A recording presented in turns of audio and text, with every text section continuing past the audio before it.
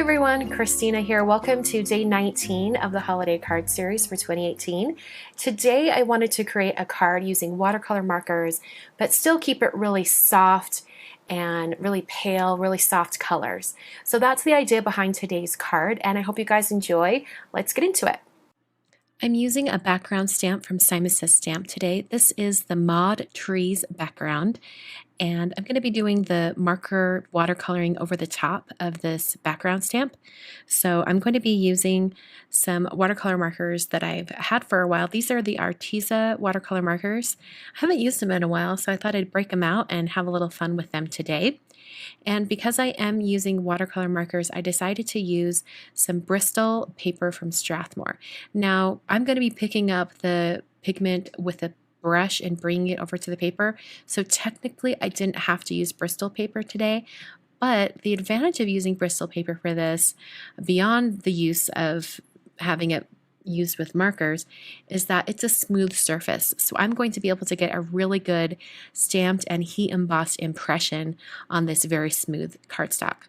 I'm going to prep my cardstock with an anti-static powder tool just to coat that whole area with some powder, and that's going to help areas where I have not stamped not attract any embossing powder. Using Versamark ink over that entire background stamp, and then I'll go ahead and stamp that down onto this Bristol paper.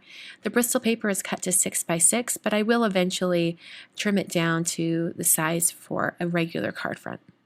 So I'm walking my fingertips over this background stamp, making sure I get a really good impression.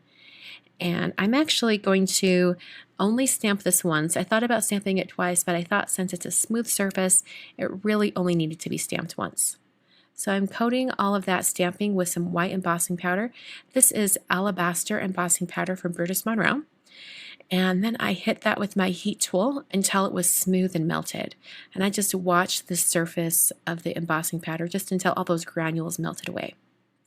So I've placed my stamped and heat embossed background onto a hardboard and taped it down using some blue painter's tape. And then now I'm going to be taking my Arteza watercolor markers or watercolor pens, and I'm using them on a slick surface. This is a palette from Art Impressions, and I'm mixing the red and the green together a little bit just to tone back that red so it's not quite so intense. And then I'm also going to dilute it with quite a bit of water. You can see I was testing out colors, and I just wanted to see how light I could get those colors. So I mixed up a green color, and now I've got a purple. And then I'm going to go in and start painting the background. Remember, I want this color to be very diluted. I want the colors to be very pale and soft. I don't want them to be strong or overwhelming. The feeling for this card was I wanted it to be very, very pale. And I don't think I've ever done a card quite like this, where it's so pale that it's kind of troublesome for my camera to pick up the colors. So it looks even paler right now, but when I tip it up so it's not quite right in the bright light above my work surface, you'll be able to see how much color there is. It's not quite as pale and anemic as it looks on camera right now. So after I painted a bunch of colors in, then I brought my heat tool over and just sped up the drying process. You could definitely let this dry just in the air. You don't have to speed it up at all. So here it is tipped up out of that bright light, and you can see that it's a little tiny bit more intense. The color variation is more apparent when it's not in those bright lights. So I trimmed down my watercolor piece down to 4 inches by 5 1/4. So it's a little bit smaller than a card base. And speaking of the card base, I'm going to prep that right now. This is some Neenah Classic Crest Solar White 110-pound cardstock, and I scored that at 5 1/2 to create a side folding card. So I put some foam adhesive on the back of my watercolor piece, and I'll press that down onto the front of my card. So now I'm going to be using the Happy Christmas die set from Simon to create a greeting area for my card. And I thought this would be a great opportunity to bring in a metallic element, make it a little bit more Christmassy. So this die set actually has 2 pieces. It has the main words and then also the background, kind of like a shadow die. And I want the words to be in silver embossing powder. So I'm creating a little handle for myself using some of that leftover cardstock from when I cut the dies out. And I've put some adhesive on there, and I kind of went over that sticky area with my fingertips to remove some of the stick. And then I'm putting these words on this paper just temporarily. I'm going to use it as sort of a handle while I do all this heat embossing. I'm pressing those die cuts into my Versamark ink pad, and I've just protected my fingertips with a little bit of Post-it tape just because I don't like to get my fingers all dirty and inky when I'm working. So I'll press that in, making sure I get all those areas. And then I'm going to sprinkle on some silver embossing powder from Burgess Monroe. This is the color Sterling. And I'll just sprinkle on just enough to coat all of these words. And then I'll heat set that with my heat tool. I'm going to do 2 layers of heat embossing powder just because I want it to be nice and solid, and it'll almost look like a true metallic element on my card. So I'm going to repeat those steps once more by pressing that die cut, or those die cuts, into my Versamark ink pad. I'm just pressing that in with my fingertips. And then I'll be applying some more silver embossing powder, making sure I coat all of those areas. This is also a great opportunity. If you miss any areas, you can just catch them on your second round of embossing powder.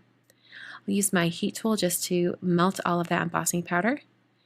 And then I'm going to remove it from this temporary handle that I have going here. And this is when you have to be a little bit patient, because sometimes the embossing powder can really kind of melt into each other and it's hard to remove. So just use your scissors, or in my case I'm using a Tim Holtz craft pick, and just gently pull that away. And when you do that, you're left with maybe some jagged edges of embossing powder. So you can reheat that with your heat tool, and it smooths out all those edges.